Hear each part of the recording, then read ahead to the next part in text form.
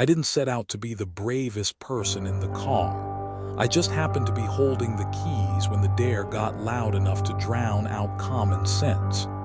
"Come on, Jenna," Drew said from my backseat, stretched like a cat in a thrift store varsity jacket. "One night drive, one cursed Shake Shack. We film a TikTok, we win the internet, we graduate with honors, the end." "You're a communications major," Sasha said, deadpan, without looking up from her phone. "You can't graduate with honors from a field you've been ghosting since orientation."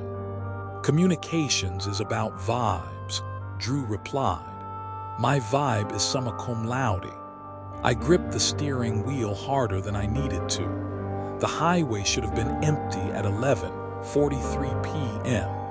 But in our corner of Wisconsin, every logging truck is a final boss. One barreled past going the opposite way, its headlights painting the inside of my old Civic like an interrogation room. The windows rattled. Something in the dashboard buzzed like a wasp. Marcus leaned forward from the passenger seat, elbows on knees, attention fixed on the cracked windshield like he expected it to open and swallow us whole. "We don't have to do this," he said, soft, as if talking to the road itself. "It's a ghost story. Ghost stories don't get better when you give them what they want." "What they want," Drew said, counting on his fingers, "is 4 college idiots, 1 unreliable vehicle, and a sense of invincibility inflated by gas station energy drinks. We are delivering cinema. I am Jenna, sophomore, psychology major, owner of a Civic that refuses to die, and a collection of anxieties that refuse to be named. My mom says the car has character, which is something people say about men and vehicles right before they leave them. It smells like spilled coffee and French fries and the kind of February damp that never quite dries. The ceiling fabric sags above the backseat in a pilled gray hammock that Drew calls the cloud. When you ride back there and the heat's on, the cloud breathes on you. We were 3 exits past campus, chasing a dare that started as a dumb comment in a dorm hallway. Benny's Burger Shack, ever heard of it? We all had, in the way everyone hears about urban legends without remembering the first time. The story stows away in sleepovers and late-night walks. It wears different faces depending on who's telling it. Sometimes Benny's was a derelict diner off the old county road. Sometimes it was a food truck that only parked under dead streetlights. Sometimes it was the wrong turn you take after a party when the wind feels like it's learning your name. But there was always a neon sign. There was always a fryer that had cooked things no fryer should. There were always missing kids. "It's not even called Benny's," Sasha said. "That's the brand people made up when they put it on YouTube. The police reports from '98 say Burger Shack, which is like calling Starbucks coffee store." "Wow," Drew said, "you brought primary sources to a hangout. Remind me to never argue with you at brunch." Sasha finally looked up. In the passing glare of a roadside billboard, "Visit Dorsey's Deer Farm, open year-round," her eyes shone sharp, satisfied. "I'm not arguing," she said. "I'm curating." Marcus made a face I knew was for me. Something between concern and you know he's going to make you turn on a dirt road, right? He and I had been friends since freshman orientation, when we both admitted that the dining halls, Mac Monday, tasted like melted crayons. He wore his caution like a jacket he couldn't take off. Drew wore recklessness like a misbuttoned shirt. Sasha wore indifference until a mystery came along and then she was all teeth. "Okay," I said. "Let's review. The legend says a place called Benny's, or not, exists where it shouldn't. If you find it, don't eat the food, don't go inside, don't look too long at the guy in the window, and don't go searching after midnight." Marcus finished. He didn't say please. He had said it already twice when we were still on paved streets with streetlights and a cell signal strong enough to load maps. My phone showed 1 bar, then none. Drew drummed a beat on the back of my seat. Legends are moral stories teenagers tell other teenagers to keep them from having fun. Like, if you drink vodka from a water bottle, you'll summon Slender Mom. Slender Mom would at least make you call your mother, Sasha said. A public good. Also, Drew continued, in every version of this Benny thing there's a coupon. Expired. The killer is very fussy about coupons. That's how you know it's American folklore. I laughed before I could help it. The sound surprised me, sharp in my own throat. Serial killer with a spreadsheet. Excuse me, officer, but the fine print clearly states. Sasha mimed pushing up glasses she didn't wear. My human hand pie should be half off. Marcus's smile flickered and went out. We're making jokes to keep from admitting we're scared. Speak for yourself, Drew said. I'm making jokes because I'm funny. We passed a shuttered bait shop with a hand-painted sign that read worms/ICE/jerky/live bait fresh. The slash marks looked like claw scratches. The asphalt thinned to a 2-lane ribbon and then to something darker. Pines leaned in. The stars blinked through needles. The Civic's high beams turned the night into a tunnel of winter green. Turn left on County X in 2 miles. My phone announced in a voice so steady it may as well have been reading a eulogy. Then it froze, reloaded, and froze again. The map turned into a quilt of squares, the blue dot stuttering like a scared heart. Sasha held her phone up, watched the bars shrink. If we get murdered, remind the true crime podcasters that I specifically requested fiber internet in the dorm budget. I want my death in 4K. You think they'll use our first names or call us the Coeds? Drew asked. Depends who lives to tell it, Marcus said. The heater coughed. A sweet, old coolant smell edged into the cabin. My palms had gone damp against the wheel. I'd agreed to drive because that's what I do. I make the plan despite not wanting the plan. I am the person with the flashlight in a power outage, the one who knows where the Band-Aids are. I also forget to eat when I'm anxious and shake a little when someone asks me to parallel park while they watch. The world doesn't need more heroes. The world needs more people who know where the batteries are. Left, Sasha said, pointing with her phone like a divining rod. The turnoff was almost invisible, a break in the trees where gravel shouldered through brush. The Civic's tires complained. County X looks like an afterthought, Marcus muttered. County X looks like a dare, Drew said happily. We rattled into darkness. Trees pressed so close it felt like we were moving inside a throat. Signs appeared and vanished. A hand-lettered yard sale tacked to a post, an orange warning for seasonal road. The shoulder crumbled in places where snowmelt had chewed at it last spring. My headlights sheared across a metal mailbox that said Lonnie in reflective letters. It looked both empty and watched. Anyone feeling carsick? I asked. It was my gentle way of saying I was. I'm famously immune to nausea, Drew said. I once ate a gas station burrito and rode the tilt-a-whirl. That explains your personality, Sasha said. I'm just saying, Drew went on, if Benny's turns out to be a limited-time pop-up, I hope it's serving a limited-time pie, like human hand pie or finger fries or... Don't, Marcus said. One word flat. He stared into the trees so hard I thought he might bruise them with his sight. Please. We quieted.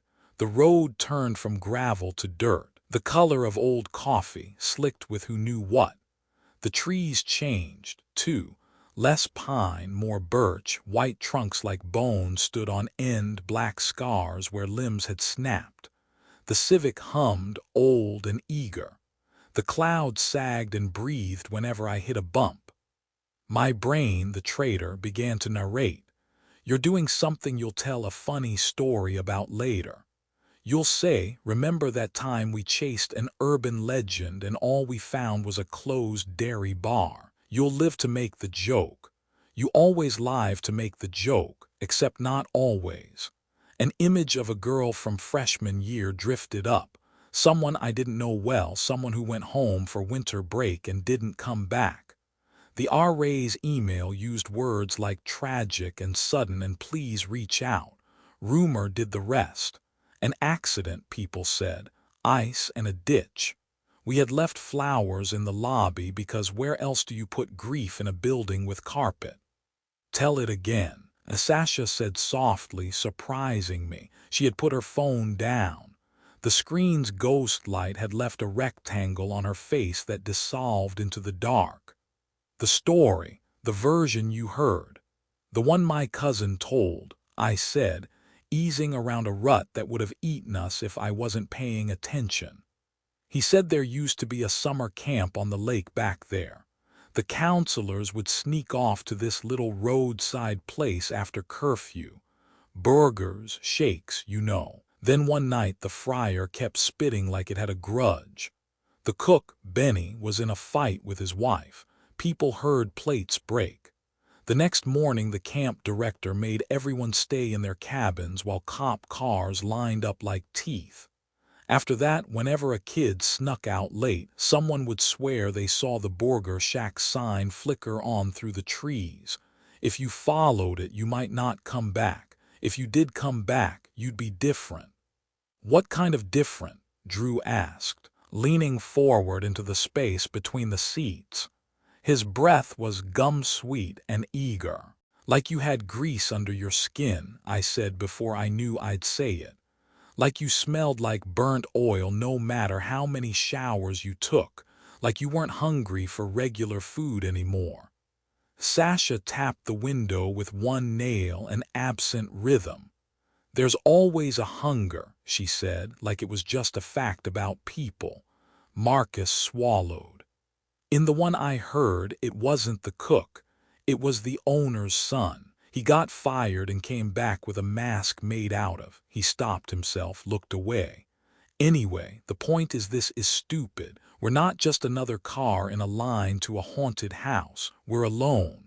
So are Oscar winners when they open the envelope, Drew said, and no one calls them stupid. Drew, I said, my voice came out thinner than I wanted. Give us a minute without the bit. He fell back into the cloud, hands up, good-humored surrender. Fine, it's your show. Jay, a deer crossed in front of us, slow and deliberate, as if we were the ones breaking the rules. I braked, my heart punching my sternum. The deer looked at us in the cold way deer do, then vanished between the birches like a trick. Why do we do this? Marcus asked to no one. Why is it fun to look for the worst thing in the world? So we can see it and say it's not as bad as we thought, Sasha said. Or so we can see it and say we're braver than we thought. Either way, you get a story. I don't think I need more stories, Marcus whispered. We drove. Time unspooled the way it does when your body is in one place and your mind is pacing in another. The Civic's headlights picked out a soda can in the ditch, glinting like an eye. I checked the clock without meaning to. 12:19 a.m. Drew couldn't keep quiet for long. Okay, he said brightly, power ranking fast food fries, go. No, Marcus said. Curly, crinkle, shoestring. Drew coaxed. Curly, I admitted. Shoestring, Sasha said, if they are extremely salty and I am extremely sad. Crinkle, Marcus said after a beat like a concession. But only from the bowling alley back home where they never changed the oil so every fry tasted like the ghosts of fries past. Drew whooped. Yes. This is exactly the energy you want when you break into a haunted restaurant. We're spiritually marinated. We are underslept, Sasha said, not marinated. My stomach chose that moment to growl as if summoned by the word. I'd skipped dinner to study and then not studied because we all know procrastination tastes better seasoned with fear. I felt suddenly, stupidly, profoundly hungry. It embarrassed me, that basic need returning in the middle of our reckless expedition. Imagine dying for a burger, my brain said, and then immediately edited itself. Imagine killing for one. Do you hear that? Marcus asked. He had a way of listening that made you want to listen too. I turned the heater down. The car's little engine whirred and worried. Beyond it, not much. The kind of quiet that makes you aware of your own teeth. Then maybe the distant hum of a transformer, the insect drone of a neon sign somewhere off in the timber singing to itself. It's nothing, Drew said, too quick.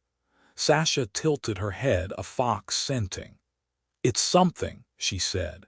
We came to a fork, the kind you only recognize because the trees look slightly less forbidden one way. The right branch sank into a corridor of birch. The left looked like a promise you shouldn't accept. I braked.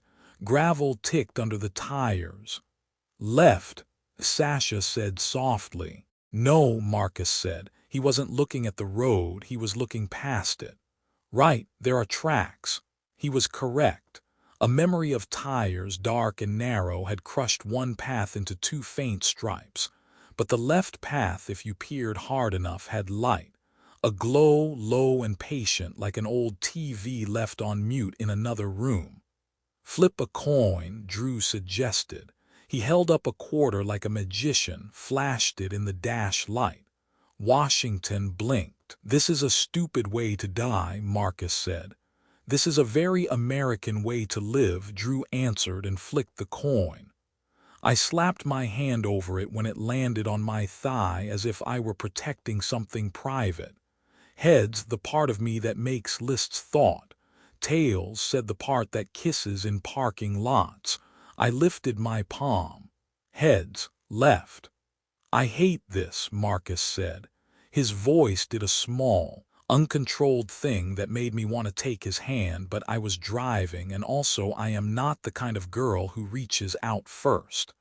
I turned left. The Civic obeyed reluctantly. A dog dragged toward a bath. The glow brightened. The trees pulled back a little, like a throat easing around a swallowed pill. The air changed, too, the way it does when you move from an empty hallway to a room where someone has been cooking. Grease lives in the air. It is a ghost that never goes home. Do you smell? Drew began. Yes, we all said. I drove slower. The road bent and widened into what must have once been a shoulder. Broken asphalt surfaced under the tires like a ruined memory. I killed my headlights on impulse and the night collapsed, intimate and complete, until the glow ahead gathered itself and pushed back. There it was first as a suggestion, a red wound in the dark, a single vertical line that might be a reflection, a trick, a dare. Then two lines, then a rectangle stuttering, fighting its own electricity. Ni no en, the sign couldn't make up its mind about letters, only about its color, the exact shade of a stop you ignore at your own peril. Holy shit, Drew whispered, reverent. All the jokes drained out of him at once. It's real.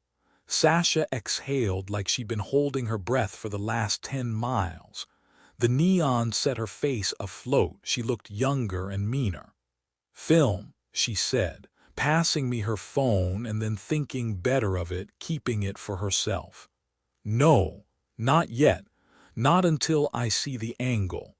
Marcus pressed a palm flat to the dashboard as if to steady us. We go in, we turn around, we leave, he said, trying to make rules the way a parent makes them in the doorway to a basement party. No one gets out. We get our look and we go. No one's going to open their door, I said, even though we all knew Drew would try, even though part of me. It shames me to confess this. Already wondered what the inside smelled like up close. Wondered if the shakes were thick enough to stand a fry in. Wondered if the rumor about the jukebox was true, the thing about it only playing songs that didn't chart. The sign gathered itself for one grand, needy flicker. It wasn't sophisticated or clever or cinematic. It was just neon, cheap, and insistent, the kind of sign you see 1,000 times on 1,000 roads and never think about. But out here, in the ribs of the woods, it felt like a signal sent specifically to us. The red bled over everything, trees into wounds, asphalt into tongue, my friends into silhouettes. The letters resolved for a heartbeat into a word we could read. It said open. "Jenna," Marcus said. "Yeah," I answered, and my voice shook, and I pretended it was because of the road. I eased my foot off the brake and the Civic coasted forward, the sign throwing bars of light through the windshield. Sasha lifted her phone anyway because the urge to witness is older than fear. Drew reached for the door handle, then thought better of it, then reached again. Marcus squeezed his eyes shut for a second and opened them into the red. Somewhere ahead, beyond the trees like ribs and the bones of the old parking lot, something metal hummed, steady as a refrigerator in a kitchen you grew up in. The smell thickened, grease and old onions and a sweetness I couldn't place, not vanilla, not cinnamon, not anything you should smell in the middle of a forest. The sign sputtered, dark, light, dark. When it came back on, it didn't say open anymore. It said EAT, and we had found Benny's.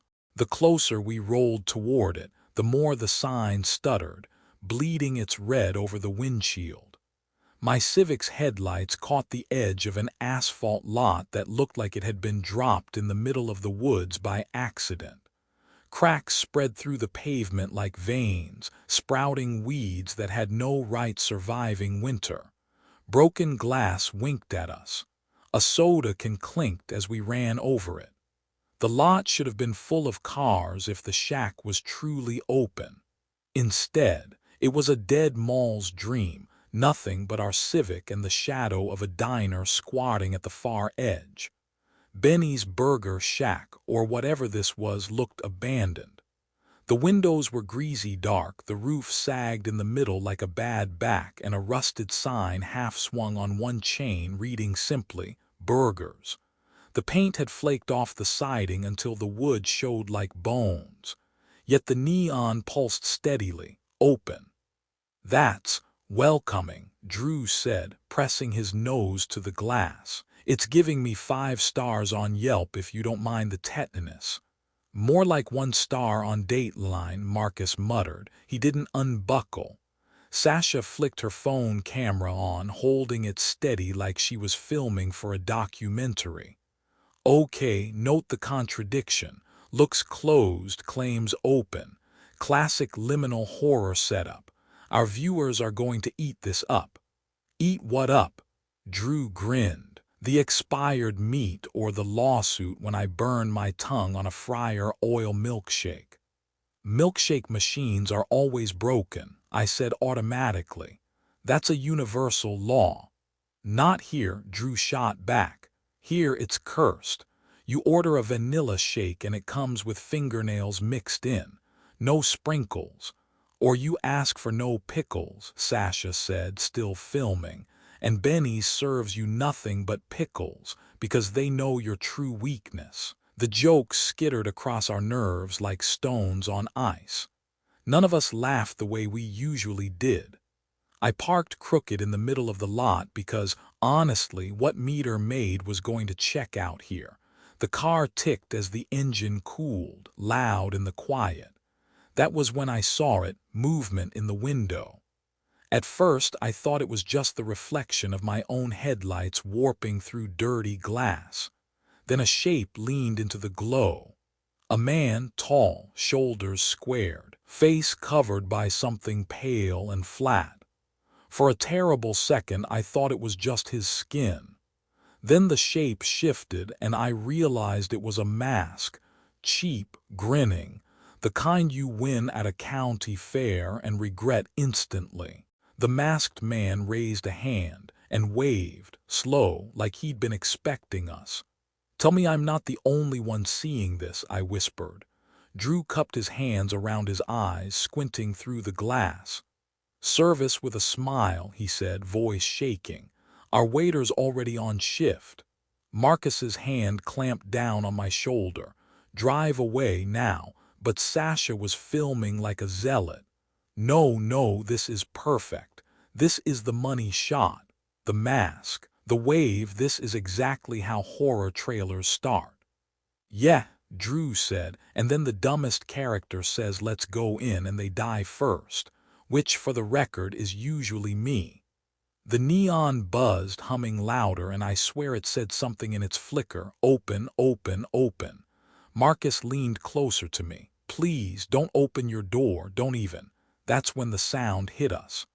A bang from inside the shack, sharp as a gunshot. All of us froze, then silence, so absolute it rang in my ears.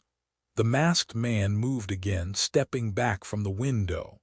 The glow shifted just enough to show what he left behind. Something propped up on the counter. Something pale, slumped forward, chin down.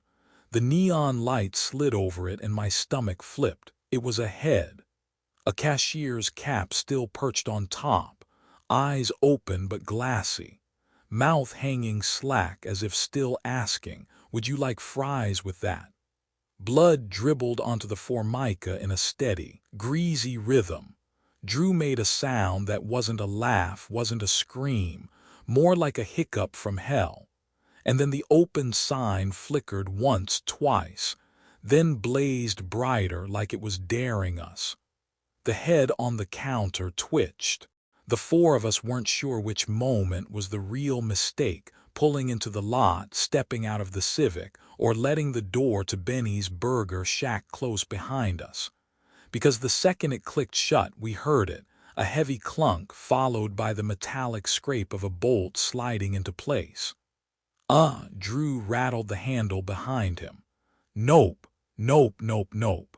He twisted, yanked, even put his shoulder into it. Nothing. Marcus was already at the front entrance, pulling on the door we'd come through. Same result. The neon sign outside still pulsed open, but we were sealed in. "Locked," Marcus whispered. His voice didn't sound like his. The air inside was thick, an oppressive stew of rancid grease, old ketchup, and something darker, coppery under it. The floor tiles, once white, were mottled brown with age and oil. Chairs were appended on tables as though someone had closed for the night decades ago. Only the counter was lit, bathed in the jaundiced glow of the kitchen fluorescents, and on the counter sat the cashier's head. Her paper hat sagged with congealed blood. Her lips twitched as though in a post-mortem joke. Sasha raised her phone instinctively. The camera's little light swept across the room and landed on movement in the kitchen. At first it looked like another shadow, then it stepped forward. He was huge. Easily 6.5 feet, maybe 7, his shoulders straining the grease-slick apron he wore. His mask wasn't the cheap plastic grin we'd glimpsed from outside. Up close we saw what it was. Fast food paper hat stitched together with strips of something that wasn't fabric. Shriveled, yellowed skin stretched between seams, greasy and puckered like parchment soaked in fryer oil. Where eyes should have been, 2 holes gaped, dark and searching. The fry cook.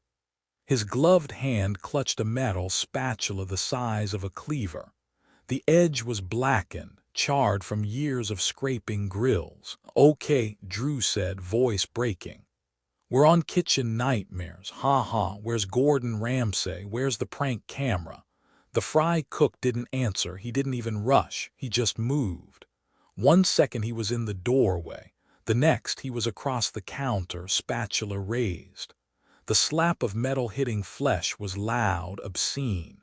Drew gasped, the sound cut off as the spatula punched clean through his side, pinning him against a booth. His breath rattled like a balloon losing air. "Drew!" I screamed, frozen, useless. Marcus lunged forward, grabbing a chair, swinging it like a weapon. He smashed it across the cook's back. The wood splintered, useless. The fry cook didn't even flinch. He grabbed Marcus by the collar, swung him toward the grill. The iron sizzled, still hot, though no food cooked on it. The sound of skin meeting steel was a scream all its own. Marcus shrieked, kicking, the smell of burning flesh and polyester filling the air. Sasha's phone clattered to the floor, her flashlight beam wobbling over blood, over grease, over Drew's slack face.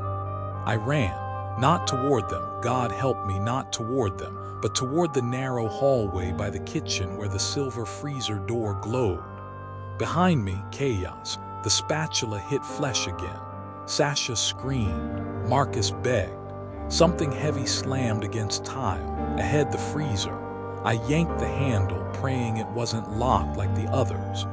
Cold air hissed out, smelling of frost and raw meat. I dove inside, slammed it behind me, back pressed to the steel. Darkness swallowed me whole. Only the sound of my own shaking breath kept me company. For now, because outside, footsteps dragged closer, and the freezer door had no lock on the inside. The door thudded shut behind me, sealing in a rush of frigid air. My lungs seized, each breath fogged into the dark like ghosts fleeing my chest. For a moment, the only sound was my heartbeat, hammering so loud it made my ears ring. I groped along the wall for a light switch, nothing. The only illumination came from a faint sliver of yellow leaking in around the freezer door frame. The cold hit harder with every second. My teeth began to chatter. I crouched low, trying to shrink myself into the corner. But the floor was slick with ice and my hand landed on something soft, plastic-wrapped. I flinched, then forced myself to feel it. A bag, a dozen bags stacked high, frozen solid. They should have been ground beef, chicken patties, maybe bags of fries. That's what my brain begged me to believe.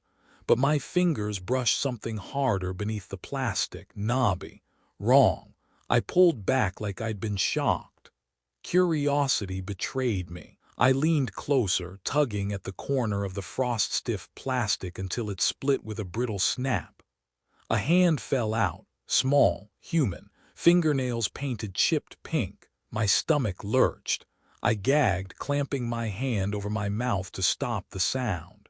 I scrambled backward right into another stack of bags. One split open from the impact. Something round and heavy rolled onto the floor, bounced once and came to rest against my shoe. I didn't want to look. I knew what it was before my eyes adjusted. A face, frozen stiff, features blurred by ice.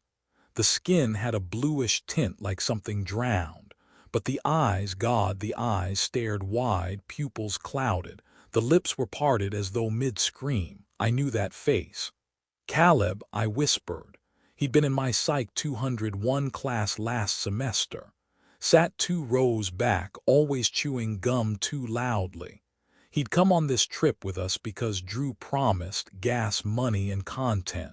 I hadn't even noticed when he disappeared earlier tonight, just another body slipping into the shadows. Now his face was here. And then, Jenna. I froze. The voice came from the floor, from him. The lips hadn't moved, but the sound was clear, echoing off the freezer walls. "W what?" My whisper cracked, thin as glass. "Jenna," Caleb's voice said again, muffled, wrong, like it traveled through water. "You should have run when you had the chance." My hands shook so badly. I almost dropped my phone as I fumbled to turn its flashlight on. The beam wavered across the bagged meat, across the severed hand, across Caleb's frozen face. His mouth didn't move, but the voice went on. "You think hiding in here saves you. It doesn't. He's coming. You know he's coming. I wanted to scream. Instead, I pressed the phone closer, trying to catch some detail, some logical flaw. Maybe my brain was fracturing, feeding me voices in the dark. "You always sat so quiet," the face whispered. "Never raised your hand, never spoke up. Just like now, quiet little Jenna, too afraid to make a sound while your friends die." I clamped my eyes shut, shaking my head. "You're not real, you're not." The freezer door groaned. A shadow sliced the beam of yellow light. Metal hinges squealed. Cold air rushed in, sharper than before. And through the widening crack I heard heavy, dragging footsteps. The fry cook was opening the freezer. The door swung wide, and I did the only thing my panic-cooked brain could manage. I buried myself. The bags of frozen meat and human leftovers were stacked high, a grotesque barricade, and I clawed my way between them, pressing myself flat, letting the icy plastic leach the heat from my skin. If I was lucky, I'd look like just another slab waiting to be carved. The light from the kitchen spilled in, fluorescent and ugly. Heavy boots crunched against frost as the fry cook entered. He was humming. The tune was familiar, off-key, but unmistakable, the jingle from a McDonald's commercial drawn out and warped into something funereal. Ba-da-ba-ba-ba, he held the last note too long, like a dirge. He dragged something with him. A body. Sasha's. Her arms trailed limply, her phone still clutched in one hand, its screen cracked, buzzing faintly. Blood painted a streak behind them, stark against the frost. He propped her against the wall like a discarded mop. Then he turned toward the bags, toward me. I bit my lip until I tasted blood. I didn't move, didn't breathe. My pulse pounded so loud I was sure it was audible. The fry cook adjusted his mask. Up close, I saw the seams clearer. The greasy fast food paper hats were stapled together with strips of human skin. The whole thing glistened with sweat and oil, sagging grotesquely over his face. Where a mouth should have been, a flap of leather-like flesh twitched with each breath. And then Caleb's frozen face whispered from its bag beneath me, "Look at you, still hiding, always hiding." My jaw clenched. "He's right there, Jenna." Spatula in his hand, mask dripping, your friend bleeding out, and what do? Nothing. Just another ghost stuffed in the freezer. I shook my head, mouthing, "Shut up, shut up. You want to be brave, don't you? But you never are. You just sit still and pray someone else does the hard part. You've always been a coward." The fry cook tilted his head as though hearing the whisper too. He paused his humming. The spatula's edge scraped against the wall, a sound sharp enough to pierce marrow. I pressed deeper into the pile, fingers numb from cold, from fear. My phone's light had clicked off, but its screen was still faintly glowing in my pocket, threatening to give me away. I pressed my hand against it to smother the glow. "Do something," Caleb's face hissed, "or die quiet, your choice." My throat locked. My muscles refused to obey. And then my foot slipped. The frost beneath me cracked, loud in the silence. My shoe slid against a bag, and the frozen hand I'd tried not to touch before thudded to the ground. The fry cook's head snapped toward me. Through the holes in his stitched mask, his eyes locked directly onto mine. The fry cook's eyes locked onto me, and something primal took over. Fight wasn't an option. Freeze had nearly killed me. All I had left was flight.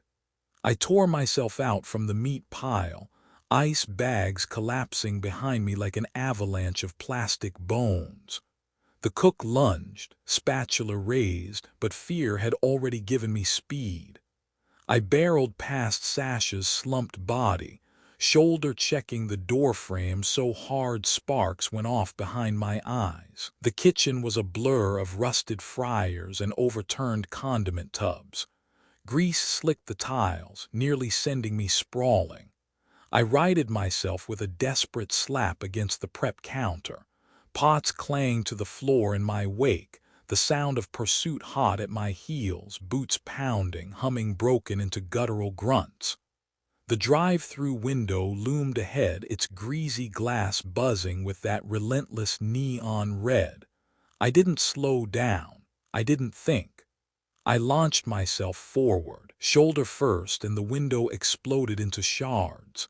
Glass ripped at my arms as I tumbled out, landing hard on the cracked asphalt outside. The shock of night air hit me, cold and sharp, snapping me out of my panic fog. I staggered to my feet, eyes darting. The lot was empty, too empty. Just the Civic parked far off where we'd left it and one other car closer to the shack. A beat-up Toyota Camry, paint bubbled from rust, bumper held together with duct tape. The neon buzzed louder out here, throwing jagged red shadows across the ground. My ears rang. My lungs burned. I ran for the Camry. Its door was unlocked. I slid inside, heart hammering, trying to make myself small in the back seat. The upholstery reeked of old grease and cigarette smoke, the kind of smell that lingers no matter how much you scrub. I thought, hide. Just hide. He'll never know I'm here.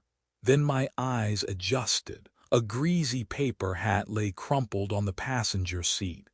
A blood-specked spatula rested on the dashboard. This wasn't salvation. This was his car. My stomach dropped.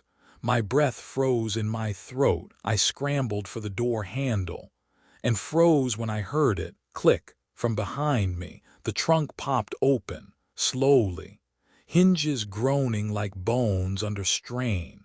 Something inside shifted, heavy and wet. The trunk yawned open like a mouth. I didn't think. I dove in. My brain said better inside than caught outside, and by the time I realized how insane that logic was, the lid slammed shut above me. Darkness swallowed me whole. The air was damp, sour with rot and fryer grease.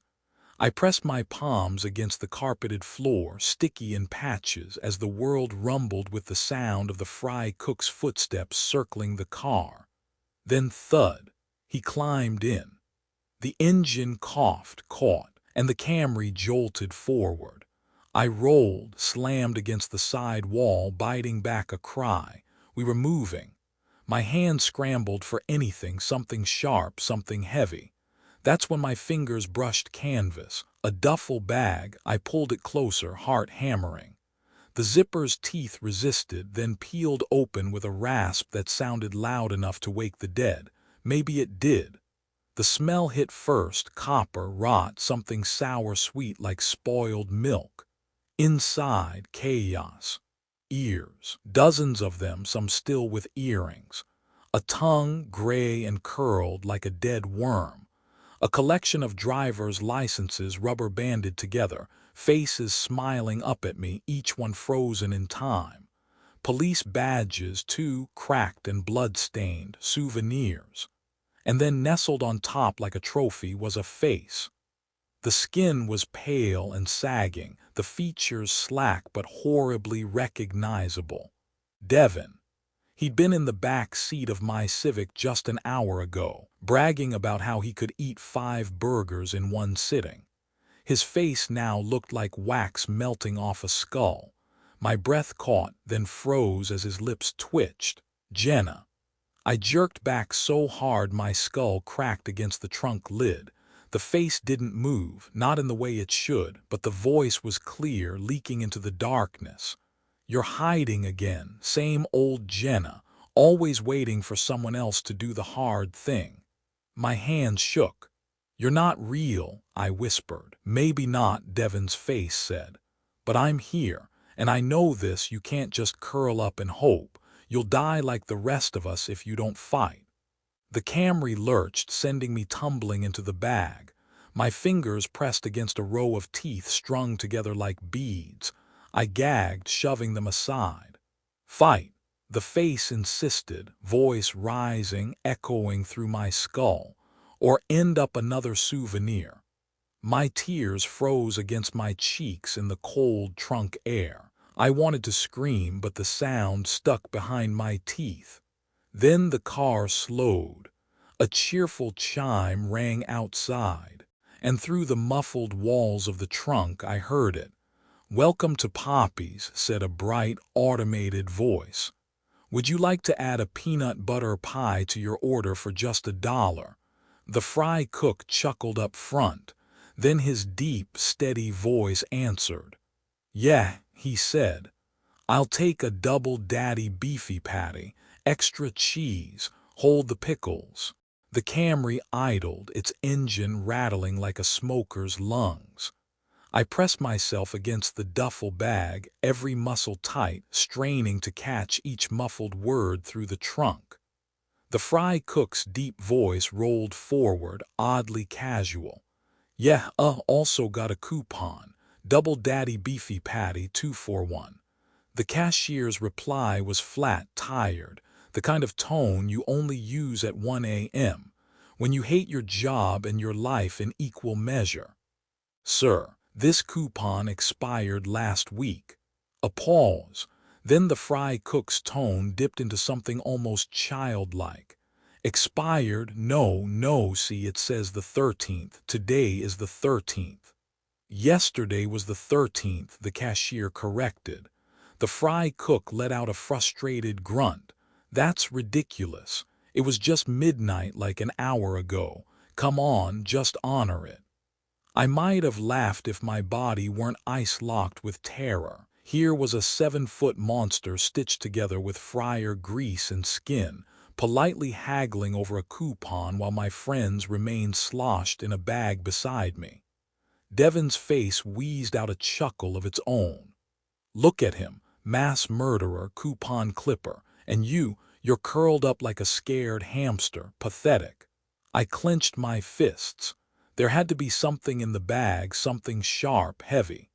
My fingers brushed a police baton, cracked and sticky. I wrapped my hand around it. "You won't use it," the face said, voice thick with scorn. "You'll sit there waiting for a miracle. That's what you do, always waiting, always hiding." I whispered to myself, but I didn't move. My arms felt filled with sand. Outside, the cashier's sigh bled through the trunk wall. "Sir, the system won't let me enter expired coupons. You'll have to pay full price." The fry cook groaned, the sound vibrating through the car. "Fine, but I'm not happy about it." Bills rustled, change clinked, the register dinged. Then footsteps, heavy ones coming closer, gravel crunching underneath. Devon's face hissed. "He's coming back here. This is it. Your chance to swing, to stab, to do something, but you won't. You'll freeze like always." The footsteps stopped right behind me. A shadow blotted out the faint glow seeping into the trunk seams. Then the latch rattled. The trunk creaked open, and his mask loomed above me, filling the world. The trunk lid lifted, and there he was, the fry cook, framed in the buzzing neon bleeding from the shack behind him. His stitched mask glistened, oil and sweat soaking the paper hats and human flesh that held it together. He loomed over me like a butcher checking his stock. My hand clenched around the cracked police baton I'd fished from the duffel. My heart screamed louder than my thoughts. "Do it now, Jenna. Move." I swung. The baton cracked against the edge of the trunk, skidding out of my sweaty grip. It clattered uselessly onto the pavement. The strike hadn't even grazed him. For a second, the fry cook didn't move. Then a sound rumbled up from under his mask. A laugh, deep, wheezing, greasy, like fryer oil bubbling over. "You," he said, voice low and almost tender. "You thought you could fight me. That's adorable." I scrambled, reaching for the baton, but his hand shot out, massive and gloved. He grabbed my wrist and twisted until I cried out.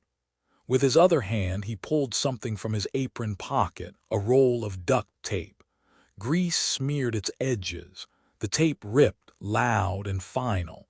He slapped a strip across my mouth, the chemical tang burning my lips, my scream muffled into nothing.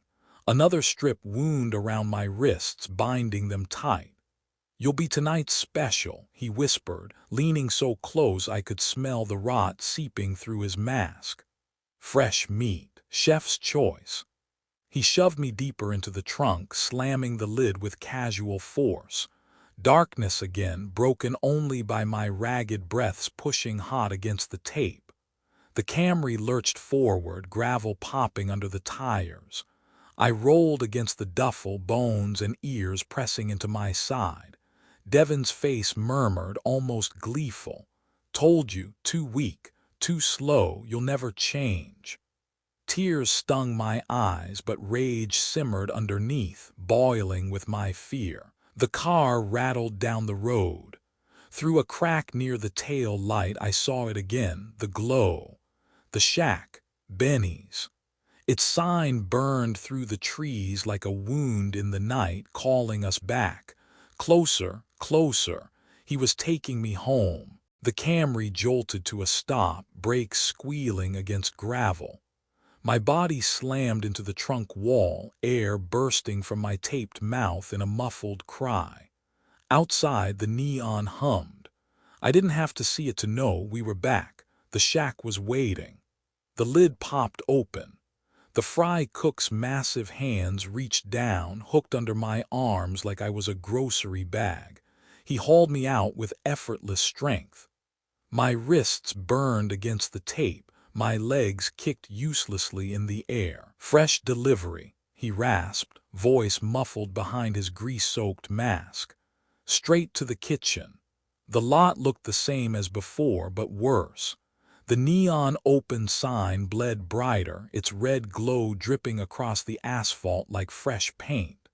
The broken window I'd escaped through earlier was patched with plywood, as though the shack itself wanted me locked inside again. He dragged me through the doors. They shut with a heavy clunk behind us. The kitchen reeked of rancid grease and iron. The grill still sizzled, though nothing lay on it but black crusts. A row of knives gleamed faintly under the buzzing lights. The counter where the cashier's head had been was empty now, wiped clean like it had never happened.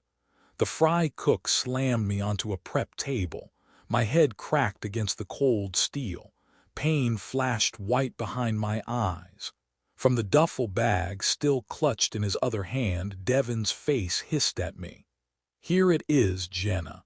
End of the line. You'll just lie there, won't you, like always?" I groaned against the tape, shaking my head. "You want to fight? Then fight," Devon's voice pushed, taunting and sharp.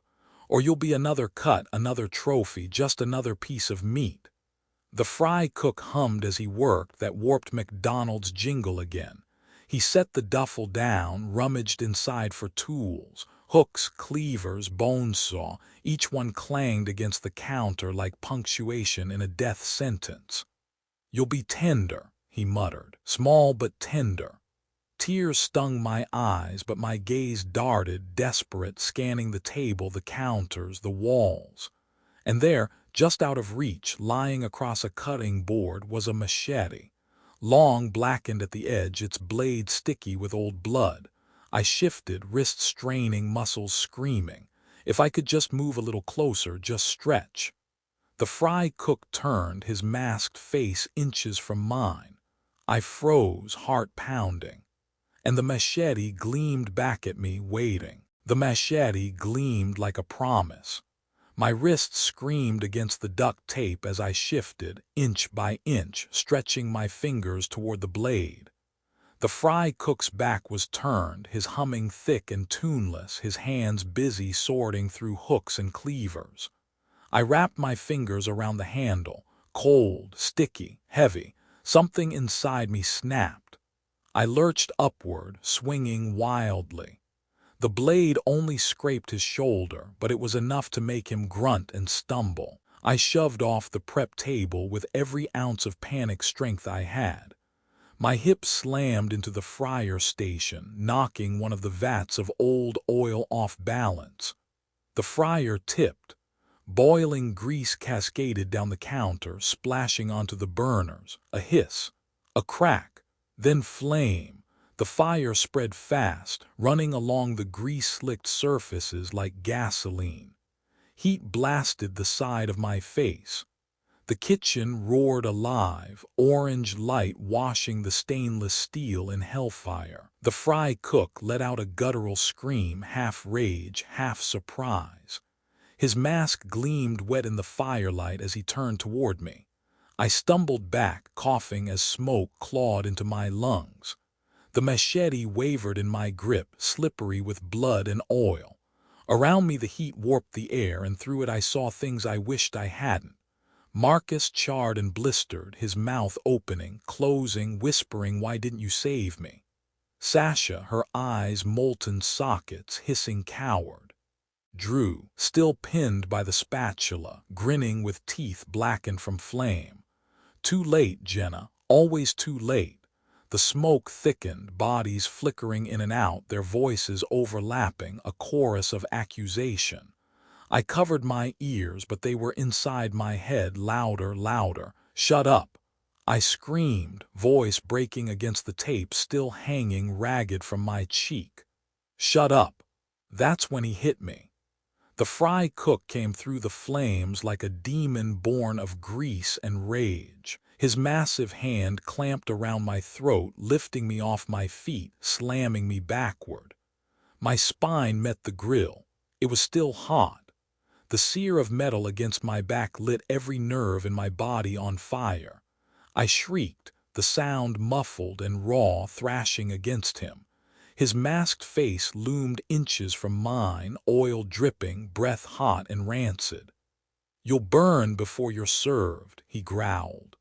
And he shoved harder, pressing me flat against the burning steel. The burning steel seared my back, every nerve shrieking. My vision spotted white, black, then red. His massive hand pressed harder against my chest, pinning me like raw meat.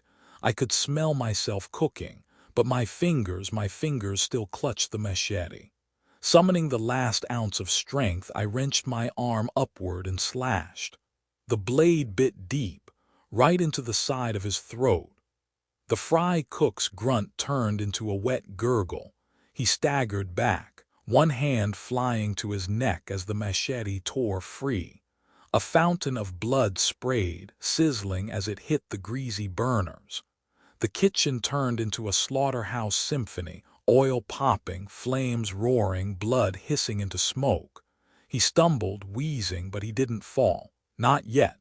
He looked at me through those dark holes in his stitched mask, eyes wide with fury and shock. Then he lunged again. I screamed and drove the blade forward with both hands. It sank deeper this time, carving a red smile across his throat. His body bucked once, then collapsed, crashing into the fryer station. Blood poured down his apron, mixing with the rancid grease pooling on the tiles. It looked like ketchup in dirty dishwater, the smell sharp and metallic. For a moment he twitched. Then he was still. His hand, massive even in death, still clutched something. A brown paper bag, his order. A double daddy beefy patty, grease soaking through. He hadn't let it go. I stood above him, my chest heaving, the machete slippery in my hands. Smoke burned my eyes, tears streaking down my face. The kitchen fire crackled higher, painting the world orange, and then my stomach growled. The sound was obscene in the silence after his death. Raw, primal, I hadn't eaten since the granola bar that morning. Hunger twisted through me, feral and insistent. My gaze fell to the paper bag. "No," I whispered, but my body moved anyway. I bent down, prying it from his stiff fingers. Inside, the burger waited. I unwrapped it, hands trembling, grease soaking my palms. The smell hit me, savory, smoky, intoxicating. My stomach cramped with need. Shaking, crying, half laughing, I lifted it to my mouth and bit in. The taste exploded across my tongue, grease, char, salt, meat. It was ecstasy. and in the fire's glow with the corpse of the fry cook at my feet, I laughed until the sound broke into sobs. Somewhere between crying and cackling, I took another bite. The first bite hit like salvation. The second bite was different. Something was wrong. The patty wasn't beef. The texture was stringy, tougher than it should have been. There was a metallic tang underneath the grease, something coppery and wet. The more I chewed, the more I knew this wasn't right. This wasn't meat from a cow, but I couldn't stop. I shoved another bite into my mouth, sauce dripping down my chin, mixing with tears and smoke ash. My hands trembled as I tore into the burger, ripping pieces away like a starving animal. The paper wrapper smeared red where my fingers pressed too hard, blood mingling with ketchup until I couldn't tell which was which. I heard a voice, low, smug, curling through the smoke like it had been waiting. "See." Devin's face whispered from the duffel bag on the floor. His lips didn't move, but his voice was everywhere. "You were hungry for this all along." I shook my head, grease and blood flying from my mouth, but I kept chewing. The salt, the fat, the tang, it lit up something deep in me, something that didn't care about right or wrong.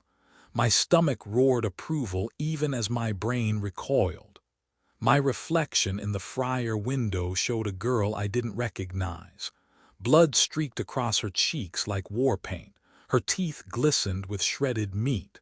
Her eyes were wide, feral, bright with something halfway between terror and joy. "You've changed," the voice said, almost tender. "No more quiet Jenna, no more coward, just hunger, just survival." I let out a broken laugh that turned into a sob mid-breath.